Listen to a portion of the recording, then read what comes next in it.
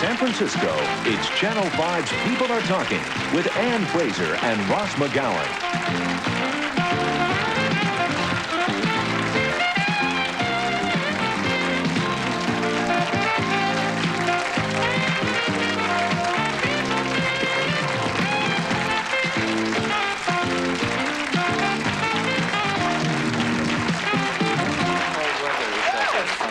Good morning and welcome to People Are Talking. Let me pose this question to you this morning. What happens when an adoptive child decides to search for her birth parents? Where do you begin the search? And is the reunion always happy if you find that person? And what if the birth parents doesn't want to be found? Well, this morning you're going to hear from adoptees and birth parents and hear about the joys and the sorrows of their search. You're also going to hear from a search expert who can tell us what to expect if we want to begin one of these searches. But first of all, you're going to hear an incredible story. You had an idea where your birth mother was, and you called her. How long did it take you to locate her? Well, let me think here. It actually, I had help from my sister-in-law and my real mom, and we went up to the Bureau of Vital Statistics in the state capitol, where I'm from. I'm from Pierre, which is the capital. And they found her birth certificate, and they called the town where she was from, and she's one of 7 children, and her youngest brother still lived on the same farm that she was raised on. So you made contact with him? So my sister-in-law called him, and he said, "Oh yeah, Ruthie lives up in Fergus Falls," you know. So it was real cute. So Fergus Falls. Fergus Falls, Minnesota. So that's how that. And so, did you get her phone number and call her? So then they called her, and she was... They called. You didn't make the call yourself? I didn't make the call myself. I didn't even really know that they'd found her until the following day. I'd said, you know, I really want you to help me with this search. And my sister-in-law had found my brother's real parents, and it had taken her 2 years. So she seemed to be pretty good at it, you know. So when they called Fergus Falls and said they were from the Bureau of Vital Statistics, and there was a mistake on the birth certificate. So that's how they got the... Can you remember, did you call your mother then? So then I called her the following morning. What did you say? I mean, were you nervous dialing that phone number? I think I went out and got a little inebriated the night before. But I was very nervous. I mean, it's hard to believe, you know. What? But you want to find out because there's a void in your life in many ways. What do you say? I mean, when she answers the phone, what do you say? What do you say? I think I asked her how tall she was or some really ridiculous thing. I mean, you called and said, "Hello, how tall are you?" I mean, you had to say, you identified yourself, I assume. She knew I was going to be calling the next morning. So she had been serving dinner at a VFW dinner, and that's where she got the call with a whole bunch of people there, and it was pretty shocking for her. She cried, and, you know, I experienced the same thing. You had a daughter. Which I gave up for adoption. Which you gave up for adoption. Was that a hard thing to do at that point? Sure. Having been through what you had been through? Well, actually, I'd had a wonderful upbringing with my own parents, so giving the baby up was not as hard as maybe, you know, I mean, I didn't hold her. I saw her. I went to an unwed mother's home. It's 1963. That's what you did then. You went away. You went away and had it, and you made up a lie most of the time. And so she was given up, and I did see her, and it was a rough thing to do. So you wanted to search for your mother. Were you at the same time searching for your daughter? No, she found me, and then I found my real mother. That's how that So your daughter was in search for you while you were in search for your mother. Right. And it all happened within 2 weeks of each other. Can you imagine? So how did you find, I mean, did your daughter just call you on the phone, ask you how tall you were? What happened? She was she's from Oklahoma. Well, her adopted mother had been killed that summer. So she really had wanted to find her real mom. And so she was visiting an aunt. It was kind of like had been a real shock, the death of her mom and stuff, because she was shot, which was pretty hard. So she was in Denver visiting her aunt, and she had her adoption papers, so she had my maiden name on her adoption papers. And she looked the name up, she looked in the phone book, because she knew she was born in Denver. So there it was, the name Samco, which is an unusual kind of name. And my brother happened to live in the same town as her aunt and had moved away 11 months prior. Well, they only forward mail for a year. So during that 1 month period of time, that letter was forwarded to my brother who had moved to South Dakota. So he got the letter and the pictures, and they called me at work. I'm working in Mill Valley in this little real estate office, and they said, guess what? Your daughter just found The you. reaction was what? It was really wonderful. positive. Yeah, it was. I was really thrilled. When I found out that, you know, the letter had worked, it was like it didn't surprise me at all. It was like I knew that was going to work. I knew that letter worked. When you dialed the phone to talk to your mom, I assumed you talked to her by phone first of all, or did you meet? She called me first. I was at home. What was the feeling that you had as you picked up that receiver and listened to the voice of your real mom? It was great. Finally, this is her. You know. Except for the obvious reasons, how has it changed your life? Complete. Completely? Yeah, More complete. it's complete. More complete. You know, when I want to insert here that when I was married for 9 years, then we adopted a child. And my adopted daughter brought me to the airport to come out and see her. So this is a circle that's come full. So you're living So now? I bore a child, but I adopted a child. And And got a grandchild in the works. I mean, Right. two. Yes. She's home taping it. A 16-year-old. Jamie. And I don't imagine you had great fun last night.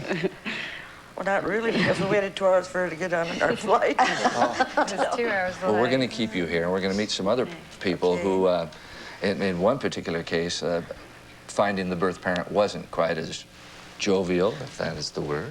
We'll take a commercial break, and we'll be back.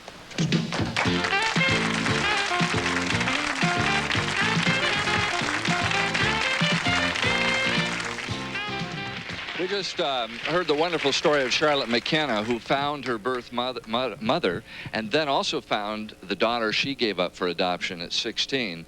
But the results are not always so happy. Margot Barron is with us. You were adopted, Right. and then you eventually set out Right, to find your birth mother. correct. And did you find her? I did. It took 7 years, and thanks to the lady sitting to my left here, I did find her finally. Found her in New York, in a suburb of New York City. When I originally made the phone call, it was not as exciting as these ladies have told you about. Tell us about that phone call.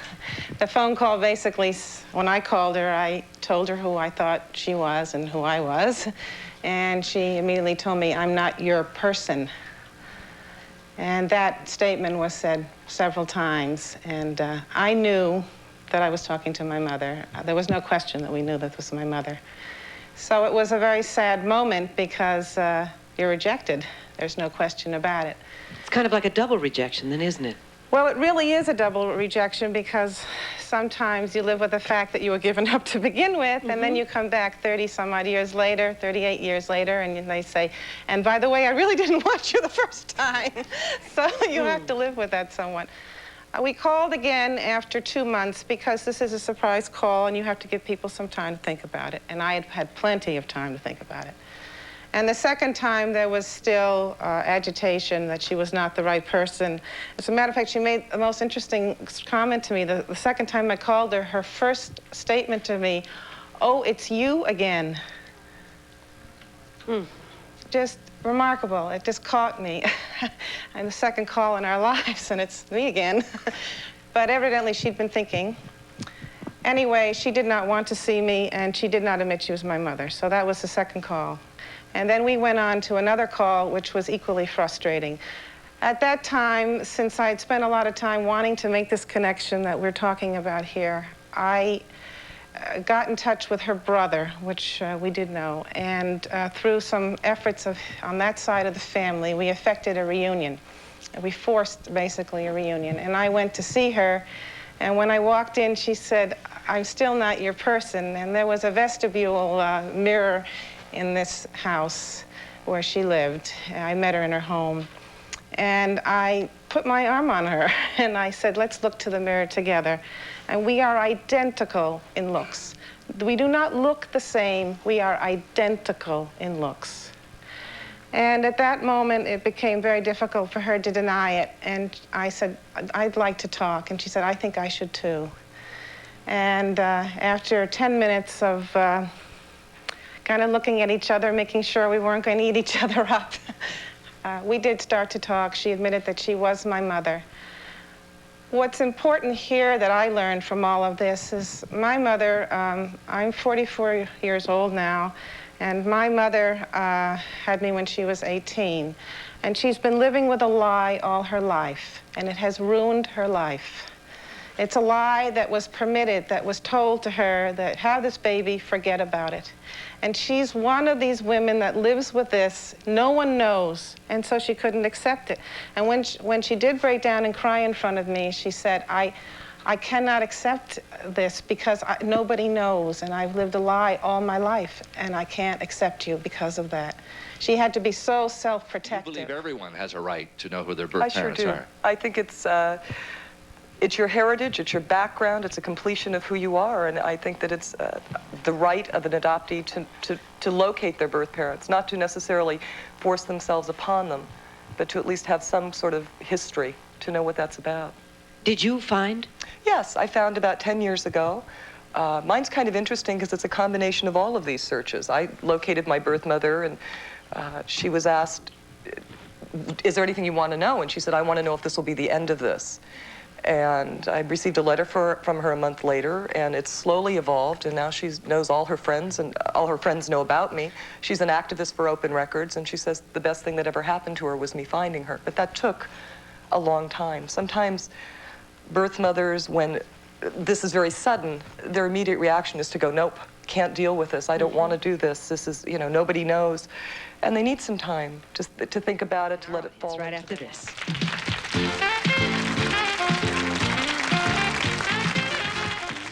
And it happened that she called this other attorney, and a big coincidence was just a couple months before that, I had had contact with this attorney whom I had not talked to in 28 years.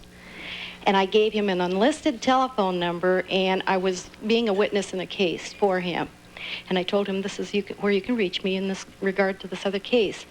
And at 9:30 at night, I get a phone call from him, and he said, do you happen to remember something that happened in 1960? And I said, oh, no. Oh, I probably remember. But I have celebrated her birthday every year for 28 years without her, and this year we got together on her birthday. Yeah. You know, A wonderful story. Thank you very much. A great story. They don't always, as we're hearing, end up that nice, though.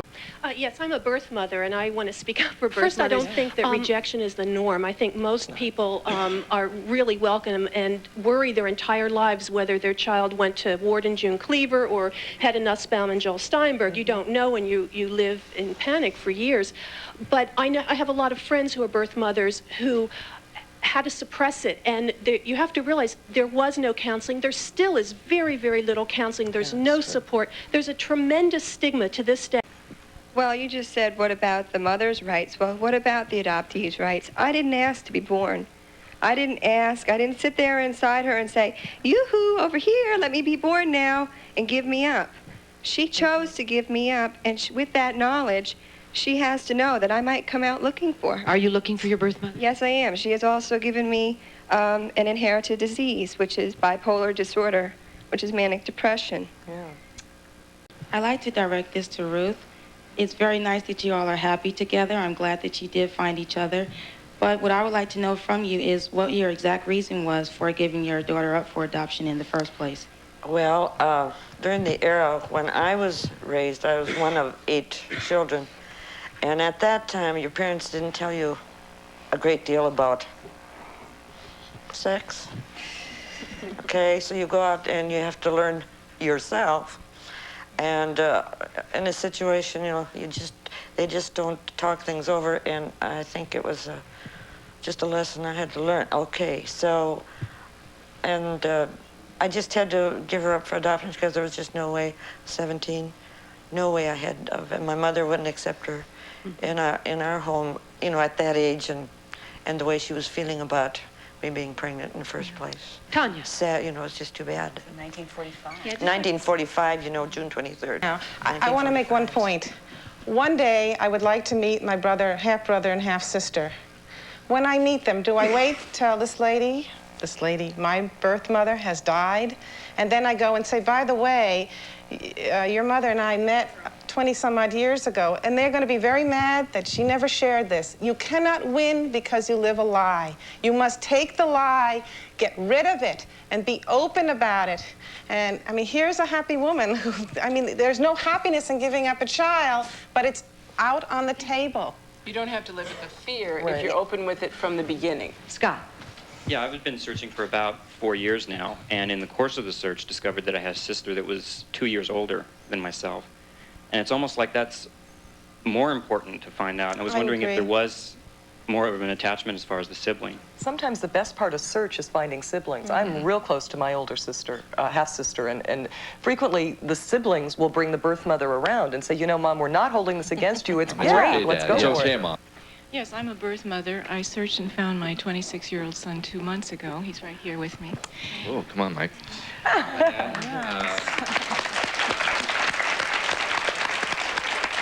And you had no idea she was searching for you. I get this phone call, don't hang up, I'm your mother. So it's worked out. You didn't feel like you were maybe invading his privacy. I think it's important that the woman said about right to privacy for birth parents, too. And I think it's important that 3 years ago, I would have felt the same way. And I went into therapy and I worked through this whole thing. So I was ready for it. And I think it's important that his privacy is not endangered either, really. Congratulations to both of you. Ellen. I came here kind of with a curiosity. I was adopted when I was an infant, and I have never had any desire. The people who raised me are my parents. They're the ones I'm loyal to. They have spent their time and their energy and their money for that, and I came here just kind of trying to understand What if your birth mother tried to find you, though? Would you be I wouldn't. Oh, absolutely. I wouldn't reject or anything, but I have my life, and I'm not going to spend my life looking for a life that I never had. Hey, there is so much to say, and unfortunately we are out of time. Thank you for being with us. You guys have great fun in your visit. All right, thank you for being there, and I'll be right back. If you'd like to be part of our live studio audience some morning, the tickets are free. There's the number on your screen, 478-KPIX. Hope to see you. Until tomorrow, though, join us at 10. Goodbye. Goodbye. Ann's Clothes, provided and coordinated by the personal shopping office of Neiman Marcus, Union Square. Ross's Clothes by Jay Briggs of San Francisco. Guests of People Are Talking stay at the luxurious Ramada Renaissance Hotel, 2 blocks from Union Square. The People Are Talking audience has enjoyed pastries by Just Desserts.